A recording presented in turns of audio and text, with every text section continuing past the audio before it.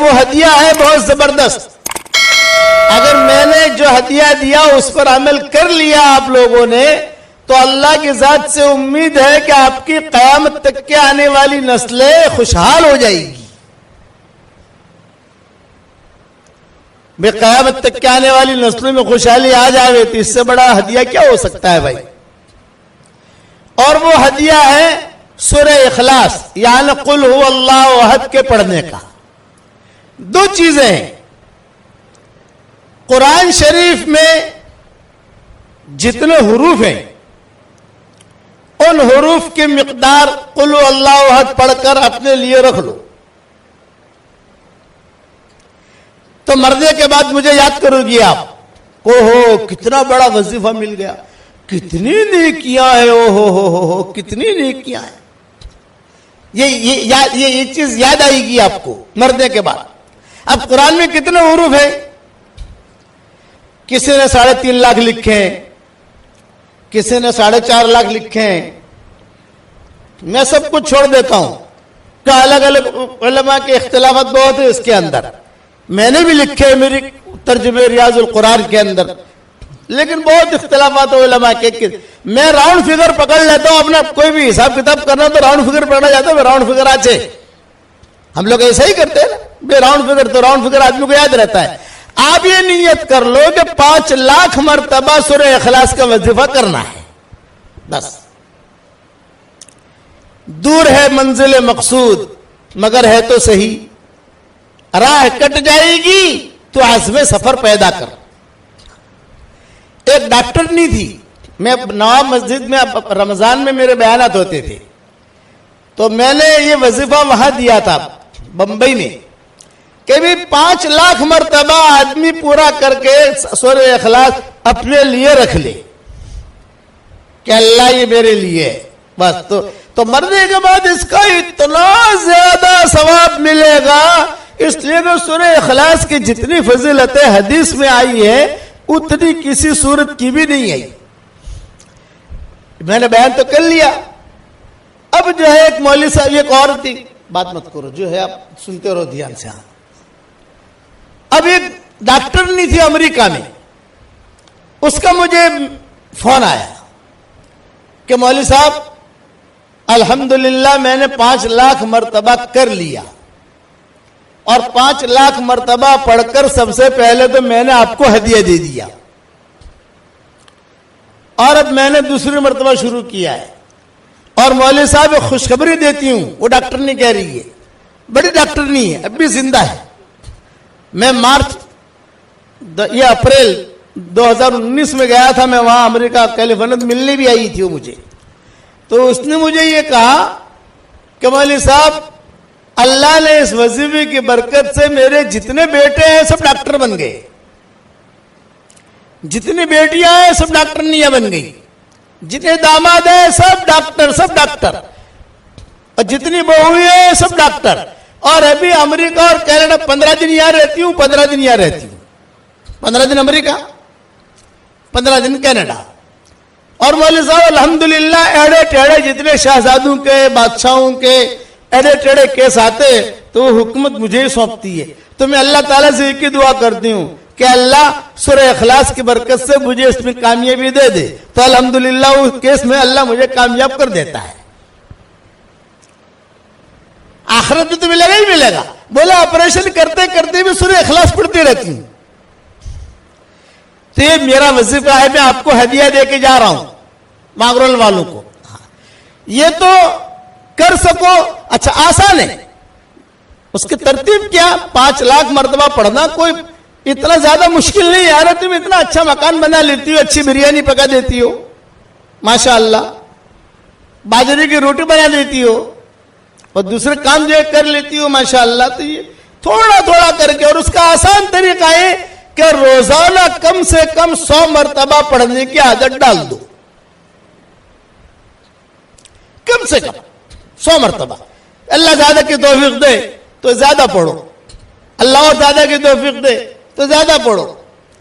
لیکن آپ جب پہنچو گے وہاں تو علماء فقہاء کہتے ہیں کہ اس کی جو آنے والی نسل ہے نا, پوتا پوتی پھر نواسا نواسی پھر یہ چیزیں, یہ ان میں اللہ تعالیٰ خیر کو پھیلائے گا. اب دعا مانگو اس کے بعد, اے اللہ سورہ اخلاص کی برکت سے میرا یہ کام کر دے, میرا یہ کام کر دے, میرا یہ کام کر دے. اللہ کام کرے گا. شادیاں نہیں ہوتی بچیوں کی. مانگرول میں کئی بچیاں ایسی ہوگی جن کی شادیاں نہیں ہوتی, عمریں ہو گئی, پریشان ہیں. تو کم سے کم 100 مرتبہ کا اپنی زندگی بھر کا معمول بنا لو. ہر مرتبہ, اور ایک پوائنٹ یہ ذہن میں رکھو, ہر مرتبہ بسم اللہ الرحمن الرحیم پڑھنا ضروری نہیں ہے. ایک مرتبہ پڑھ لیا کافی ہے. کھانا ہم جب شروع کرتے ہیں تو پہلی مرتبہ بسم اللہ الرحمن الرحیم پڑھتے ہیں. ہر لقمے پر بسم اللہ الرحمن الرحیم نہیں پڑھتے. ہر لقمے پر بسم اللہ الرحمن الرحیم پڑھو گے تو کھاؤ گے کیا؟ بسم اللہ ہی پڑھتا رہے گا بیچارہ, وہ کھائے گا کیا؟ آپ سمجھے؟ اس لیے ہر مرتبہ بسم اللہ الرحمن الرحیم پڑھنا ضروری نہیں ہے, لیکن کم سے کم 100 مرتبہ تو آدمی پڑھنے کی عادت ڈال ہی دے. اور نیت کرے 5 لاکھ کی. جیسے جیسے ٹائم ملتا جاوے ویسے بڑھتا جاوے, ٹائم ملتا جاوے بڑھتا جاوے, ٹائم ملتا جاوے بڑھتا جاوے, تو ضرورتیں پوری ہوں گی. اچھا ایک بات اور سن لو, صحیح حدیثوں میں آتا ہے جو 10 مرتبہ سورہ اخلاص پڑھ لے, یعنی قل هو اللہ احد اللہ الصمد لم یلد ولم یولد ولم یکن لہ کفوا احد, 10 مرتبہ پڑھ لے تو حضور صلی اللہ علیہ وسلم فرماتے ہیں پڑھتے ہی جنت میں ایک محل تیار ہو جاتا ہے فوراً. یہ نہیں کہ کل دیں گے پرسوں دیں گے, بلڈر کو پیسہ دو تو بلڈر پیسہ لے کے بھاگ جاتا ہے. یہ دیکھا ہوگا, پتہ نہیں مانگرول میں ایسے ہے کہ نہیں, لوگ ہمیں معلوم نہیں ہے, لیکن دنیا کی تو خبریں سنتے ہیں ہم. تو مولوی صاحب میرا 5 کروڑ لے کے چلا گیا, مولوی صاحب میرا 10 کروڑ لے کے چلا گیا, اور وہ بیچارے دعا کے لیے میرے پاس آتے ہیں. تو میں ان سے ہی کہتا ہوں جب تو 10 کروڑ دے رہا تھا تب تو مشورے کے لیے آیا نہیں, جب وہ لے کے بھاگ گیا تو مشورے کے لیے آیا, تو کیا مشورہ دوں تجھ کو میں کہتا ہوں یہ سورہ اخلاص کی عادت ڈال اور اللہ سے مانگ. اس پر میں آپ کو ایک بات بتاتا ہوں کہ 10 مرتبہ سورہ اخلاص جو پڑھ لے تو صحیح حدیثوں میں ہے کہ پڑھتے ہی جنت میں محل تیار ہو جاتا ہے. روزانہ 100 مرتبہ پڑھو گی آپ انشاءاللہ تو روزانہ 10 محل تیار ہو گئے. یہ تو صحیح حدیث ہے, اس کا تو کوئی انکار نہیں کر سکتا. لیکن ایک بات مذاق کی بھی کرتا ہوں آپ کے سامنے, مذاق کی. اللہ ہو سکتا ہے اس مذاق کو اللہ سچ بنا دے. آپ جب روزانہ پڑھنا شروع کرو گی نا انشاءاللہ تو کبھی نہ کبھی اللہ تعالیٰ 10-15 بنگلے آپ کے لیے مانگرول میں بھی اتار دے گا کہ چلو اتنا تو جنت میں تو اس کے تیار ہو ہی گئے, 10-15 بنگلے مانگرول میں لے لو بھائی. اللہ کے نزدیک کوئی مشکل نہیں. اس لیے میری طرف سے ہدیہ ہے زیادہ سے زیادہ 5 لاکھ, اور شروع کرو روزانہ 100 سے, پھر جیسے آپ کو ترتیب لگے, لیکن 100 والا تو چھوڑنا ہی نہیں ہے. آپ لوگ پڑھو گے انشاءاللہ. یہ میری طرف سے ہدیہ دیا ہے میں نے, اس ہدیے کو قبول کرنا. یہ میرا ہدیہ جاندار شاندار مالدار ہے. یہ میں اپنے اس میں واٹس ایپ کے سبق میں بھی کہہ چکا ہوں. اس پر میں قصہ سناتا ہوں. بمبے میں میرے بیان ہوتے تھے, بیان کر کے میں نکلتا تھا. ایک مرتبہ نکلا تو ایک لڑکی 28 سال کی عمر کی برقعے کے ساتھ کار کے پاس آ کر کھڑی ہو گئی. یہ کہا ابو جی ابو جی ابو جی میری ایک بات سن لیجئے, ابو جی میری ایک بات سن لیجئے. میں نے کہا بیٹا بولو کیا کہتی ہو. تو اس نے کہا ابو جی میرا 28 سال کی عمر ہو گئی, میرا کہیں رشتہ ہوتا نہیں ہے, ماں باپ پریشان ہیں, میں پریشان ہوں, عمر بڑھ رہی ہے, میں چاہتی ہوں. تو میں نے کہا بیٹا میں ایک عمل بتاؤں گا تو کرے گی؟ ابو جی ضرور کروں گی. میں نے کہا روزانہ 100 مرتبہ کم سے کم سورہ اخلاص پڑھ لیا کر. ایک ساتھ پڑھنا ضروری نہیں ہے, کبھی 5 مرتبہ پڑھ لیا, کبھی 10 مرتبہ پڑھ لیا, کبھی 15 مرتبہ پڑھ لیا, چھاش بناتے بناتے پڑھ لیا, چائے بناتے بناتے پڑھ لیا. یا اگر ٹائم نہیں ملے تو ہر فرض نماز کے بعد، سنتوں کے بعد، نفلوں کے بعد 20 مرتبہ پڑھ لیا تو 100 مرتبہ ہو گیا. اور اللہ تعالیٰ سے رشتہ مانگ، اور صرف رشتہ مت مانگنا، جو مانگے گی اللہ دے گا تجھ کو. ہاں ابو جی، پھر میں نے اس کو کہا کہ دیکھ بیٹا، یہ میرا وظیفہ جو ہے نا جاندار شاندار مالدار وظیفہ ہے، اس کی پابندی کرنا. اس نے کہا ابو جی ٹھیک ہے، ہر مرتبہ بسم اللہ الرحمن الرحیم پڑھوں؟ میں نے کہا نہیں، ایک مرتبہ پڑھ لے کافی ہے، اور تو عمل کر، اللہ تعالیٰ تجھے نیک صالح رشتہ دے گا. اچھا، میں روانہ ہونے لگا. اس نے کہا ٹھیک ہے ابو جی میں کرتی ہوں انشاءاللہ. تو میرے ہاتھ میں تسبیح تھی. میں نے ڈرائیور سے کہا بھائی کار روک، بیچارے کو میں تسبیح ہدیہ دے دوں، میری تسبیح. میں نے کہا دیکھ بیٹا، یہ میری تسبیح جو ہے یہ بھی جاندار شاندار مالدار ہے، اور میرا وظیفہ بھی جاندار شاندار مالدار ہے، تو یہ تسبیح بھی میں تجھ کو ہدیہ دیتا ہوں. جاندار شاندار مالدار یہ میری تسبیح بہت پیسہ لائے گی بیٹا. یہ تسبیح باپو کی تسبیح ہے، میں نے کہا پیر صاحب کی، اس لیے یہ تسبیح میری جو ہے یہ اس پر تو سورہ اخلاص پڑھنا. 2 چیزیں میں نے کہا تیرے پاس جاندار شاندار مالدار ہو گئی، میری تسبیح بھی جاندار شاندار مالدار، اور سورہ اخلاص والا وظیفہ بھی جاندار شاندار مالدار، اس پر تو پڑھنا. یہ میں نے اس کو کہا. اب اس نے بیچاری نے تسبیح لی، اپنے سر پہ رکھی، آنکھوں سے لگائی، اور کہا کہ ابو جی بہت اچھا. تسبیح دکھاتی دکھاتی ابو جی نے جاندار شاندار مالدار تسبیح دی، ابو جی نے جاندار شاندار مالدار تسبیح دی، وظیفہ بھی دیا. یہ کہتی ہوئی چلی گئی. 1 سال کے بعد پھر میں گیا تو کار میں بیٹھ رہا تھا، وہی لڑکی کھڑی ہے، تسبیح بھی اس کے ہاتھ میں، اور ایک بچہ لے کر کھڑی ہے. وہ کہا ابو جی آپ کی تسبیح. ہاں میں نے کہا الحمدللہ جاندار شاندار مالدار وظیفے سے اللہ نے میرا نکاح بھی کرا دیا، اور مجھے اللہ نے بیٹا بھی دے دیا، شوہر بھی اچھا دیا، اور اللہ نے مجھے بہت مال دیا. اتنا لمبا بہت کہا کہ جیسے اس کے بعد مال آسمان سے آ گیا ہو. بہت مال دیا اللہ نے. میں نے کہا مبارک. پھر میں نے کہا دیکھ بیٹا، یہ اللہ تعالیٰ نے جو تجھے مال دیا ہے تو اسے اسٹاک مت کرنا. اسٹاک کرے گی تو اسٹاک ہو جائے گا، اوپر سے آنا بند ہو جائے گا. اس لیے اسے اسٹاک مت کرنا، خرچ کرتی رہنا. مدرسے میں، مسجد میں، بیواؤں پر، یتیموں پر، سب جگہ خرچ کرتی رہنا. وہ دیکھا ٹھیک ہے. پھر کہا ابو جی ایک خاص بات کرنا چاہتی ہوں. میں نے کہا کرو.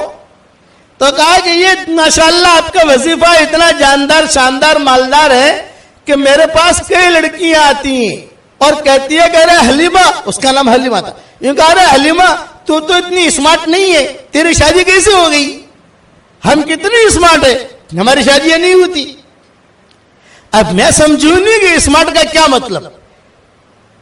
تو میرے بیٹے سے کہا، میں نے کہا بھائی اسمارٹ کا کیا مطلب؟ تو بیٹے نے کہا ابو جی بعد میں سمجھاؤں گا، آپ پہلے اس کی سن لو. تو اتنی اسمارٹ نہیں ہے، تیری شادی ہو گئی، ہم کتنی اسمارٹ ہیں، ہماری شادیاں نہیں ہوتی. تو میں ان کو کہتی ہوں یہ ابو جی کا وظیفہ میرے گھر پر آ، تو ان کو میں سورہ اخلاص پڑھواتی ہوں اور ان سے کہتی ہوں تمہیں سورہ اخلاص پڑھتی رہو. الحمدللہ ابو جی کئی لڑکیوں کی شادیاں ہو گئی. یہ ایک قصہ میں نے بیان کیا. اس قسم کے قصے بہت ہیں. اس لیے اب جب مانگرول میں آیا ہوں، آپ روزانہ میرا سبق سنتی ہو تو میں آپ کو کچھ کچھ ہدیہ تو دوں گا نا. اس لیے 5 لاکھ والا ہدیہ دیا ہے. کسی مولوی صاحب سے زیادہ پوچھنا مت.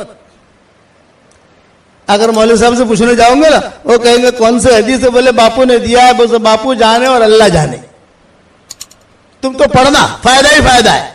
حشر کے میدان میں نیکیاں زیادہ ہو جائے تو مجھے دے دینا، ٹینشن مت لینا. کہ سورہ اخلاص میں اللہ نے کرنٹ بہت رکھا ہے. ایک صحابی تھے حضور صلی اللہ علیہ وسلم کے زمانے میں، ان کا نام تھا मुआविया इब्ने मुआविया लैसी अंसारी, उनका इंतकाल हो गया मदीना मुनव्वरा में। उस वक्त मदीना मुनव्वरा में कोई नहीं था, खाली था मदीना। हुजूर सल्लल्लाहु अलैहि वसल्लम तबूक में थे। अब उनका जनाजा की नमाज पढ़ने वाला कोई है ही नहीं, बूढ़े लोग हैं, पूरा मदीना खाली है। तो हजरत जिब्रील आए हुजूर सल्लल्लाहु अलैहि वसल्लम के पास तबूक, और ये फरमाया कि हजरत वो मुआविया इब्न मुआविया लैसी अंसारी का इंतकाल हो गया है मदीना में, तो आप फरमाए। तो उनका जनाजा हम लेकर मदीना से तबूक आए और यहां आप जनाजा पढ़ लें, या अगर आप कहें तो उनका जनाजा हम वहीं पढ़ लेते हैं और दफन कर देते हैं। मदीना मुनव्वरा से तबूक 800 किलोमीटर है। आपने फरमाया नहीं, जनाजा यहां लाओ। चुनाचे मदीना मुनव्वरा से वो जनाजा फरिश्ते लेकर आए। 1 सेकंड में 2 सेकंड में वो उड़ा धड़ाम से जो टपका दिया वहां हुजूर के सामने। हुजूर सल्लल्लाहु अलैहि वसल्लम ने जनाजे की नमाज पढ़ी तबूक में, मदीना से 800 किलोमीटर का फासला। नमाज पढ़ने के बाद फिर जिब्रील ने पूछा, हजरत अगर आप इजाजत दें तो इनको यही दफन कर दें तबूक में, या बक़ी में दफन करें? आपने फरमाया नहीं, बक़ी में ले जाओ, वहां दफन करो। जब फरिश्ते लेकर चलने लगे तो आप सल्लल्लाहु अलैहि वसल्लम ने हजरत जिब्रील से पूछा, जिब्रील इसका इतना इकराम क्यों हुआ?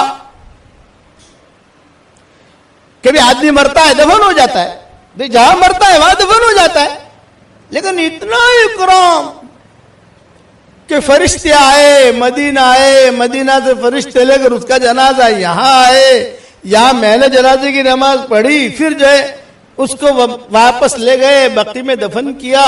इसका इतना इकराम, इतनी इज्जत, इतना एहतराम क्यों हुआ? तो जिब्रील ने क्या कहा, मांगरोल के बेटियों ध्यान से सुनना, मांगरोल की बहू ध्यान से सुनना, माए बहने ध्यान से सुनना। जवाब दे रहे हैं जिब्रील। हुजूर पूछ रहे हैं कि इतनी इज्जत क्यों हुई इसकी? तो हजरत जिब्रील ने कहा, हजरत इसकी इज्जत इस वजह से हुई कि ये सूरह इखलास बहुत पढ़ा करता था। ये दलील है इस सूरत की फजीलत की कि कुल हुवल्लाहु अहद अल्लाहु समद लम यलिद वलम यूलद वलम यकुल लहू कुफुवन अहद, ये बहुत पढ़ा करता था, इस वजह से ये इज्जत हुई है। ये सूरत में इतना करंट। एक साहबी आए हुजूर सल्लल्लाहु अलैहि वसल्लम के बाद और यूं कहा कि हजरत मुझे सूरह इखलास से बहुत मोहब्बत है। आपने फरमाया, अच्छा तुझे सूरह इखलास से मोहब्बत है, जा अल्लाह को भी तुझसे मोहब्बत है। 3 मरतबा सूरह इखलास पढ़ो, पूरा कुरान पढ़ने के बराबर सवाब मिलता है। 10 मरतबा पढ़ो, एक महल जन्नत में तैयार हो जाता है, कैश महल। अब बताओ रोजाना 100 मरतबा पढ़ोगे तो आपकी जरूरतें कितनी पूरी होगी? अब ये जानदार शानदार मालदार तस्बीह मेरे हाथ में है, अब मैं आप लोगों को तो दे नहीं सकता। 10,000 औरतें जमा हुई है, अब 10,000 तुम्हें किसको किसको दूंगा? मैं दे नहीं सकता। मुझे पता होता कि इतनी औरतें तो मैं थैला भर के लेके आता, सबको एक एक तस्बीह देता। तो एक जानदार शानदार मालदार तस्बीह मैं बापू को देता हूं, इब्राहिम बापू लो, ये मेरी तरफ से आपको, पूरे मांगरों वालों की तरफ से हदिया, ये मेरी तरफ से आपको हदिया है, रखियो। और ये बहुत पैसा भी लाएगी इंशाअल्लाह, और लोगों को सूरह इखलास पढ़ने की ताकीद भी करो। दूसरी एक बात करता हूं कि ये मेरा वजीफा आपको दूसरों को देने की भी इजाजत है, यानी दूसरों को समझाने की। जैसे किसी कोई बहन आ गई, बेटी आ गई, बहू आ गई, कोई मिलने वाली आ गई, भाई मौलवी साहब ने हमको तो वजीफा दिया है, भाई हम तो ये कर रहे हैं, और मौलवी साहब ने इजाजत दी है कि आगे भी दो, तो भी आगे भी तू भी पढ़ती रहना, यानी मेरी तरफ से ये इजाजत है। आपको ये भी इजाजत है आगे दो, और जिसको दो उसको भी इजाजत दे को वो भी आगे दे दे। اپنے کو تو اپنا کام آگے بڑھانا ہے. جتنے لوگ پڑھیں گے آپ کو بھی ثواب ملے گا, مجھے بھی ثواب ملے گا انشاءاللہ. اور جب آپ کا 5 لاکھ مرتبہ ہو جاوے تو باپو کو خالی خبر دے دینا, تو باپو مجھے خبر دے دیں گے تو میں پھر سے تاریخ دے دوں گا یہ آنے کی انشاءاللہ, کہ چلو مانگرول پھر چلو بھی اپنا دھندا وہاں اچھا ہوتا ہے. مانگرول میں ہر آدمی اپنا دھندا جہاں اچھا ہوا جاتا ہے. ہمارا دھندا تو ہے کہ ہماری بات بتائیے, باتوں پہ لوگ عمل کریں, یہ ہمارا دھندا ہے. تو ایک بات یہ ہوگی, آپ لوگ بھی پڑھو گے تو انشاءاللہ. ہاں کوشش کرو, چلتے چلتے روٹی بناتے بناتے بھی آپ پڑھو گے تو کتنے مرتبہ ہو جائے گا. لسی بناتے بناتے پڑھو گے تو ہو جائے گا. یہ ناریل توڑتے توڑتے پڑھو گے تو بھی ہو جائے گا. لیکن فائدہ یہ ہوگا کہ اس کے بعد جو دعا مانگو گی اللہ دعا قبول کرے گا. علیہ وعلا آلہ واصحابہ وبارک وسلم تسلیما کثیرا کثیرا. اما بعد فاعوذ باللہ من الشیطان الرجیم. بسم اللہ الرحمن الرحیم. یا ایہا الذین آمنوا اذکروا اللہ ذکرا کثیرا وسبحوه بكرة وأصيلا. هو الذي يصلي عليكم وملائكته ليخرجكم من الظلمات إلى النور وكان بالمؤمنين رحيما. تحيتهم يوم يلقونه سلام وأعد لهم أجرا كريما.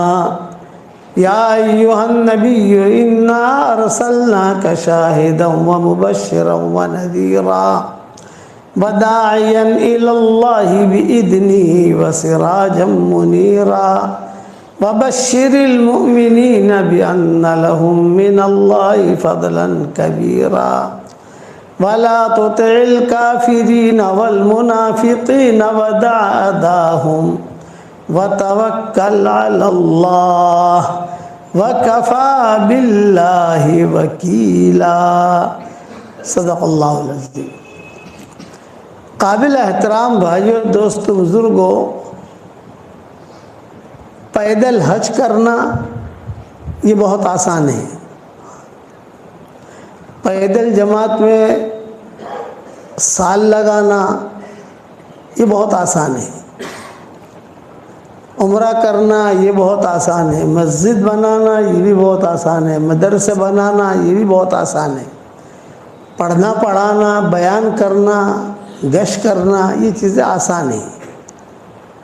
لیکن اپنے دل کو صاف رکھنا یہ بہت مشکل ہے. گھر جا کر اسے سوچنا میں نے کیا کہا ہے. جب تنہائی میں آپ جاؤ نا گھر, بالکل ذہن فارغ ہو, تو سوچنا کہ مولوی صاحب نے کیا بات کہہ دی. اب یہ ہمارے سارے دین کے جتنے معاملات ہیں وہ آسان ہیں, کوئی مشکل نہیں ہے. مسجد بنانا بھی آسان ہے. پیدل جماعت میں زیادہ سے زیادہ آدمی سال لگائے گا, کتنا لگائے گا؟ 3 چلے لگاتے ہیں, 7 چلے لگاتے ہیں, پڑوس میں 7 چلے لگاتے ہیں. لیکن دل صاف رکھنا یہ بہت مشکل ہے. اس لیے اللہ کا جو معاملہ ہوتا ہے وہ دل کی صفائی کے ساتھ ہوتا ہے. اِعْلَمِ اللَّهُ فِي قُلُوبِكُمْ خَيْرًا يُؤْتِكُمْ خَيْرًا. تمہارے دلوں میں خیر ہوگی تو ہم تم کو خیر دیں گے. بیوی بھی سوئی ہوئی ہے, شوہر بھی سویا ہوا ہے, اور دونوں کے دلوں کے اندر کچرا بھرا ہوا ہے, کہاں سے اللہ کی مدد آئے گی؟ کہ صاحب ہم مسجد میں نماز بھی پڑھ رہے ہیں اور ہمارے دل جو ہے تحسبهم جميعا وقلوبهم شتى.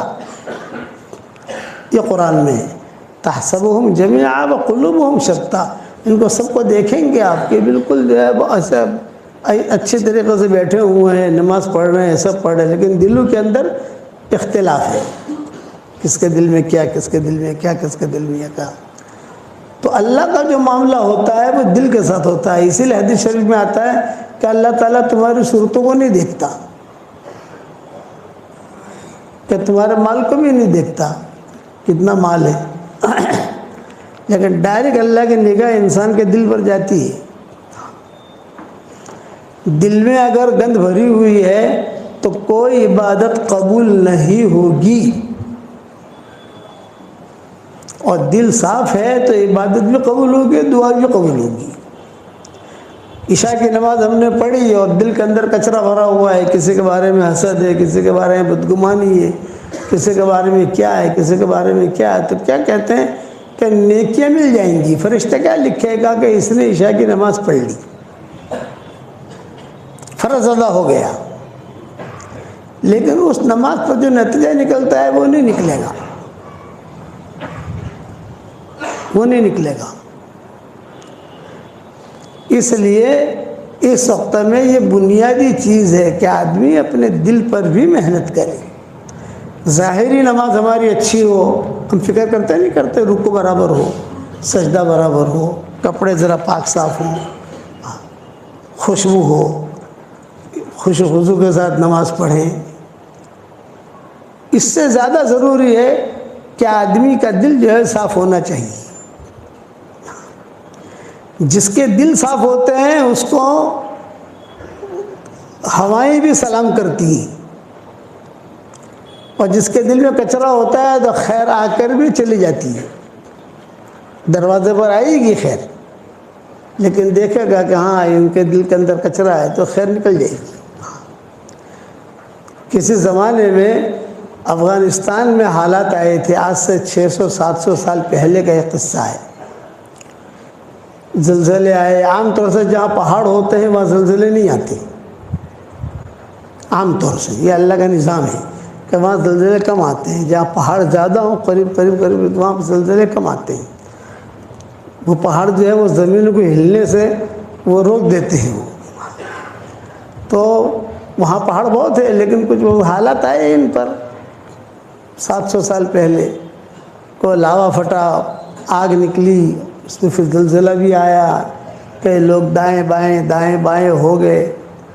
تو ایک عورت اپنے چھوٹے بچوں کو لے کر وہاں سے پیدل تاشقند پہنچی۔ یہ سب بارڈریں ملی ہوئی ہیں، تاجکستان، ازبکستان، تاشقند، سمرقند، بخارا، ترمیز، نسائی، امام نسائی جہاں کے تھے، یہ ساری بارڈریں جو ہے ملتی ہیں۔ وہ بچ گئی ایک عورت اپنے بچوں کو لے کر، اس کا شوہر انتقال ہو گیا، اس کے ماں باپ مر گئے، بھائی بہن مر گئے۔ ابھی جان بچا کر اللہ حفاظت فرمائے، اس کو کہتے ہیں بوائق دہر، زمانے کا الٹ پھیر، کہ بیٹھا آدمی ہے اور اچانک جو حال آ گیا، اللہ حفاظت فرمایا۔ اس لیے حدیث میں دعا منگوائی کہ اللہم انی اعوذ بک من شر بوائق الدہر، اے اللہ زمانے کے الٹ پھیر سے تو میری حفاظت فرمانا۔ حدیثوں میں یہ دعائیں آتی ہیں، میں نے میری کتاب اللہ کی پناہ میں یہ دعا بہت اہتمام سے لکھی ہے، اور شاید میں نے اس کے بارے میں سبق بھی دیا ہوگا، یاد نہیں ہے ابھی مجھے، جیسے ہمارے واٹس ایپ پر سبق آتے ہیں اس میں میں نے کسی جگہ پڑھوایا ہے لوگوں کو۔ تو یہ عورت چلتے چلتے اپنے جان بچا کر، بچوں کی جان بچا کر، میں کس پر سنا رہا ہوں یہ قصہ؟ دل کی صفائی۔ میرے والد صاحب رحمۃ اللہ علیہ فرماتے تھے کہ ایک مشرک ہے، اگر اس کا بھی دل صاف ہوگا نا تو سب سے پہلے اللہ اس کو ہدایت دے دے گا۔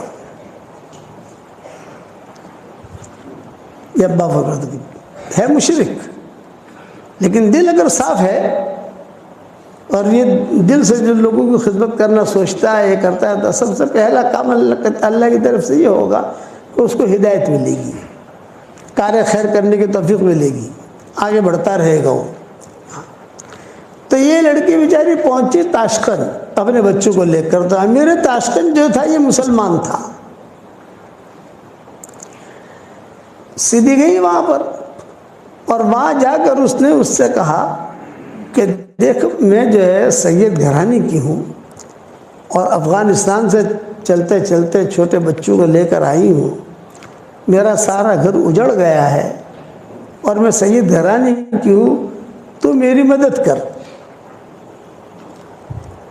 تو اس نے کہا میں تیری مدد کروں، لیکن ایک شرط کے ساتھ کہ تو سید گھرانے کی ہے تو دلیل لا، ثبوت لا، ثبوت۔ بھئی تو سید گھرانے کی کیا ثبوت ہے؟ کوئی رستے میں چلتے چلتے کہہ دے میں سید گھرانے کا ہوں تو ایسا تو مانا نہیں جاتا. کوئی ثبوت ہوتا ہے، تیرے پاس سند ہو، تیرے پاس ثبوت ہو، تیرے پاس کوئی دلیل ہو تو لا. تو اس لڑکے نے کہا کہ میں ثبوت کہاں سے لاؤں، سارا گھر ہی اجڑ گیا میرا، میرے پاس کوئی ثبوت نہیں ہے. تو اس بات سے وہ جو امیر تاشقند تھا اس نے کہا کہ میں مدد نہیں کرتا. تھا مسلمان، خیر اس کے گھر پر آئی لیکن خیر کی قدر نہیں کی اس نے. وہ لڑکی چلے گئی. اس کے بنگلے کے سامنے ایک مجوسی کا بنگلہ تھا، ایرانی. وہاں گئی، دستک دی. وہ نکلا، سیٹھ نکلا. آپ بہن کیوں آئی ہو؟ یہ فرمایا کہ میں جو ہے سید گھرانے کی ہوں اور بہت حالات میں آئی ہوں اور آپ میری مدد کریں. تو اس نے کہا اچھا تم سید گھرانے کی ہو، بنت رسول، حضور صلی اللہ علیہ وسلم کی بیٹی؟ ہاں. ارے آ جاؤ. بہت اکرام کیا. حالانکہ وہ مجوسی تھا. وہ امیر جو تھا وہ مسلمان تھا اور یہ مجوسی تھا، لیکن صاف دل کا تھا، معاملات کا کلیئر تھا.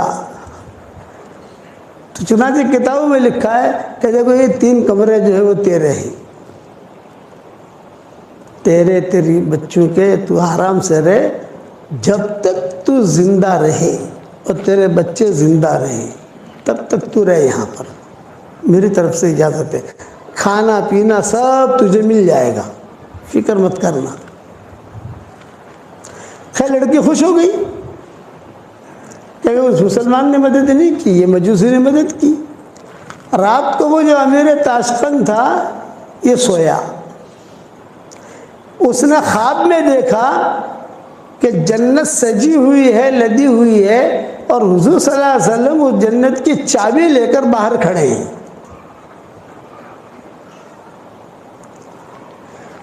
تو یہ امیر تاشقند جو مسلمان تھے گئے، کہا السلام علیکم یا رسول اللہ. آپ نے کہا وعلیکم السلام. تو یہ چابی کس کی ہے جنت کی؟ تو آپ نے کہا مومن کی ہے، مومن کی. تو اس نے کہا میں بھی مومن ہوں. تو آپ نے کہا اچھا تو مومن ہے، دلیل لا، ثبوت لا، ثبوت، سند. کیا دلیل ہے کہ تو مومن ہے؟ جب آپ نے اتنا جملہ کہا خواب میں کہ تم دلیل لا، ثبوت لا، سند لا، وہ سمجھ گیا. پھر حضور صلی اللہ علیہ وسلم نے ڈانٹا اس کو خواب میں، میری بیٹی تیرے پاس آئی تھی اور کہا میں سید گھرانے کی ہوں، اور تو نے دلیل مانگی، ثبوت مانگا، سند مانگی، اور تو نے اس کی مدد نہیں کی. تو میں تجھے چابی کیسے دوں؟ تو مومن ہے، دلیل لا. خیر وہ حضور نے جب ڈانٹا تو وہ گھبرا کر کھڑا ہو گیا. خواب اس کا پورا ہو گیا. اسے پتا تھا کہ یہ لڑکی گئی ہے مجوسی کے یہاں، سیدھا گیا یہ مجوسی کے یہاں اور کہا انا الملک، میں بادشاہ ہوں، یعنی یہاں کا امیر تو میں ہوں. وہ لڑکی جو تمہارے پاس آئی ہے وہاں یہی بات کہی، یعنی ہماری سنائی نہیں، وہ تو بڑے آدمی ہیں. تو ساتھیوں نے کہا جو تم نے بات کہی ہے وہی بات تقی صاحب نے فلاں جگہ کہی. ایک چیز دیکھی میں نے وہاں کہ دل بہت صاف. اس لیے میرا یہ جملہ گھر جا کر بھی تھوڑا سا سوچنا کہ مولوی صاحب نے کیا کہا. یہ ہر کام آسان ہے، دل کو صاف رکھنا مشکل ہے، اور اللہ کی جو مدد آتی ہے وہ دل کی صفائی کے ساتھ آتی ہے. انما یتقبل اللہ من المتقین. دل صاف ہوگا تو خیریں سلام کریں گی آپ کو، جیسے مجوسی کو بھی اللہ نے ہدایت دے دی، دل صاف تھا اس کا، ہدایت مل گئی اس کو. اور جو مسلمان تھا بادشاہ، اور جس کا تعلق بھی بڑے بڑے لوگوں سے، لیکن دل میں کچرا بھرا ہوا تھا، تو اللہ نے اسے محروم کر دیا. پوری سیرت میں آپ کو یہ قصے ملیں گے، پوری سیرت میں. تو فیل ابن عمرو الدوسی تھے، ان کا دل بہت صاف تھا، بہت بڑے شاعر تھے، قبیلے بنی دوس. حضرت ابو ہریرہ اسی قبیلے کے تھے رضی اللہ تعالیٰ عنہ. یہ جب مکہ مکرمہ آئے تو مکہ مکرمہ یہ آئے حضور صلی اللہ علیہ وسلم سے ملنے نہیں آئے تھے. جیسے مشرکین مکہ آتے تھے مکہ مکرمہ عمرے کے لیے آتے تھے, طواف کرتے تھے, شرابیں پیتے تھے اور آ کر وہاں زمزم کا پانی پیتے تھے, اپنے اعتبار سے دعائیں مانگتے تھے, پھر چلے جاتے تھے. وہ اس اعتبار سے آئے تھے طفیل بن عمرو الدوسی. تو مشرکین مکہ کو پتہ چلا کہ طفیل آئے ہیں, طفیل آئے ہیں. بہت ہمارے علامہ اقبال کے سب معروف ہیں کہ علامہ اقبال کے اشعار, علامہ اقبال ویسے ہی طفیل بن عمرو الدوسی تھے. عربوں میں اچھے اچھے اشعار پڑھتے تھے تو لوگ جو ہے وہ جھوم جاتے تھے, بڑے بڑے اچھے اشعار پڑھے, بہت اچھے اشعار پڑھے, اور پڑھو اور پڑھو اور پڑھو. یہ طفیل بن عمرو الدوسی دل کے صاف, دل میں کوئی کچرا نہیں. یہ جب مکہ مکرمہ پہنچے تو مشرکین مکہ نے دیکھا کہ طفیل آئے, طفیل اتنا بڑا آدمی آیا ہے, بہت لبیب. ان کو کہتے تھے طفیل بن عمرو الدوسی کان شاعرا کان لبیبا, یہ ان کا نام تھا. کان شاعرا کان لبیبا, لبیب کا مطلب یہ بہت زیادہ عقل مند. معمولی اشارہ بھی سمجھ لے. تو مشرکین مکہ نے ان کو گھیر لیا اور گھیر کر یوں کہا کہ طفیل تم یہاں مکہ میں آئے ہو, لیکن تمہیں پتہ چلنا چاہیے ایک آدمی ہے جس کا نام محمد احمد ہے, وہ اپنے آپ کو کہتا ہے میں اللہ کا نبی ہوں, تو تم جو ہے اس کی بات مت سننا. اس کی بات میں اتنا جادو ہے کہ تمہارے شہر میں جادو نہیں ہے. تم جو اشعار پڑھتے ہو اشعار میں جادو نہیں ہے, بس اس کی بات تمہارے کان میں نہ پڑے. خوفنی, حدیثوں کو جملہ خوفنی, ڈرایا مجھے, بہت ڈرایا, بہت ڈرایا, اور میں ڈر بھی گیا. انسان جو ہے یہ تو کمزور ہے نا, کسی چیز کے بارے میں کچھ کہو کہ دیکھو بکری کو دیکھنا مت, بکری کو دیکھنا مت, اتنی بات تم چلاؤ تو لوگ یہ واقعہ دیکھنا چھوڑ دیں گے اس کو. انسان اثر لیتا ہے, جنات اثر نہیں لیتا. انسان جلد باز ہے, جنات جلد باز نہیں ہے. انسان جھگڑالو ہے, جنات جو جھگڑالو نہیں ہے. اسی لیے قرآن میں کہا وَكَانَ الْإِنسَانُ أَكْثَرَ شَيْءٍ جَدَلًا, انسان جھگڑالو. جنات کے بارے میں اللہ نے نہیں کہا یہ جھگڑالو ہے. وَكَانَ الْإِنسَانُ عَجُولًا, انسان جلد باز ہے. اِذَا مَسَّهُ الشَّرُّ جَزُوعًا وَإِذَا مَسَّهُ الْخَيْرُ مَنُوعًا, یہ انسان کی صفتیں بیان کی ہیں, جناتوں کی صفت بیان نہیں کی کہ ان کے یہاں جلد بازی نہیں ملے گی, ان کے یہاں جھگڑا نہیں ملے گا. بتھم بتھا تھوڑی بہت تو ہوگی, لیکن ہماری طرح جھگڑے نہیں ہوں گے کہ اس کو قتل کر دے, اس کو قتل کر دے, اس کا مال ہڑپ کر جاوے, اس کا مال ہڑپ کر جاوے. یہ چیز نہیں, اپنی زندگی گزاریں گے وہ. تو یہ انسان کے بارے میں کہا وَكَانَ الْإِنسَانُ أَكْثَرَ شَيْءٍ جَدَلًا. ان لوگوں نے جو مکہ والوں سے اتنا ڈرایا. تو طفیل بن عمرو الدوسی کہتے تھے کہ مجھے اتنا ڈرایا یار, میں نے کبھی کسی کی برائی اتنی سنی نہیں جتنے انہوں نے حضور کے کیے. اور پھر اتفاق ایسا ہوا کہ حضور صلی اللہ علیہ وسلم تشریف لائے حرم میں اور آپ نے نماز کی نیت باندھ دی. تو مشرکین مکہ نے کہا دیکھ وہ کھڑے ہیں, وہ ہے محمد, وہ بات مت سننا, وہ کھڑے دیکھ. اب میں اتنا ڈرا, میں نے کہا مجھے روئی لا کر دو کہیں سے روئی, طواف کرنا ہے. تو طواف کرنا ہے تو مجھے جو ان کی تم لوگوں نے ڈرایا ہے کہ اس کی بات تیرے کان میں نہیں پڑے, تیرے کان میں اگر اس کی بات پڑ گئی یا اس کی کوئی آواز پڑ گئی تو گیا. تو طفیل بن عمرو الدوسی کہتے تھے میں نے روئی لی اور روئی لے کر اپنے دونوں کانوں میں ڈالی اور میں نے بیت اللہ کا طواف شروع کیا. خدا کا کرنا, بیت اللہ کا طواف شروع کیا. تو حضور صلی اللہ علیہ وسلم جہاں نماز پڑھتے تھے وہاں قریب جب پہنچتا تو زور سے ہوا آتی اور وہ ہوا دونوں روئی نکالتی تھی. 7 چکروں میں ایسا ہوا کہ جہاں قریب جاؤں تو دونوں روئی جو ہے وہ ہوا نکال دے, اور حضور کے قریب سے گزروں تو کچھ نہ کچھ سمجھ گئے نا, آواز کان میں پڑ جاوے. اور بھاگ کر جا کر روئی لوں، پھر سے ٹھوسوں یہ کروں، لیکن جہاں حضور کے قریب جاؤں تیز ہوا آوے اور ہوا جو ہے وہ ہوا آ کر فوراً روئی نکل جائے۔ تو میں نے یہ سوچا، تو طفیل بن عمرو الدوسی کہتے تھے صاف دل کے آدمی تھے، کچرا نہیں تھا۔ آج آپ لوگ نیت کرو کہ ہمیں ہمارے دلوں کو صاف رکھنا ہے، اور بہت تنہائی میں بیٹھ کر یہ میرا مضمون سوچنا کہ پیدل جماعت میں وقت لگانا بھی آسان ہے، اور پیر کے پاس جانا بھی آسان ہے، مرید بننا بھی آسان ہے، مرید بنانا بھی آسان ہے، قرآن پڑھنا بھی آسان ہے، پیدل حج کرنا بھی آسان ہے، زکوٰۃ نکالنا بھی آسان ہے، لیکن دل کو صاف رکھنا یہ کڑا امتحان ہے، بہت سخت امتحان ہے۔ اذ ختم اللہ علی قلوبہم وعلی سمعہم وعلی ابصارہم غشاوہ، پہلے دل لائے، فی قلوبہم مرض فزادہم اللہ مرضا، دلوں کے اندر بیماریاں تھی تو بیماری کو اللہ نے اور بڑھا دیا۔ تو طفیل بن عمرو الدوسی کہتے تھے میں نے جب توب پورا کر لیا تو میرے دل میں یہ بات آئی کہ یار طفیل تو بہت بڑا شاعر ہے، لبیب ہے، سمجھدار ہے، ذرا محمد سے بات تو کرو۔ بیٹھ گئے حضور کے پاس، اور حضور صلی اللہ علیہ وسلم سے کہا کہ آپ کون ہیں، کیا چاہتے ہیں آپ کے گھر والے، آپ کے سب رشتہ دار، یہ سارے کے سارے آپ کی مخالفت کرتے ہیں۔ آپ نے فرمایا میں کچھ نہیں چاہتا۔ حضور صلی اللہ علیہ وسلم نے قرآن کی آیتیں پڑھنی شروع کی۔ قرآن تو قرآن ہے،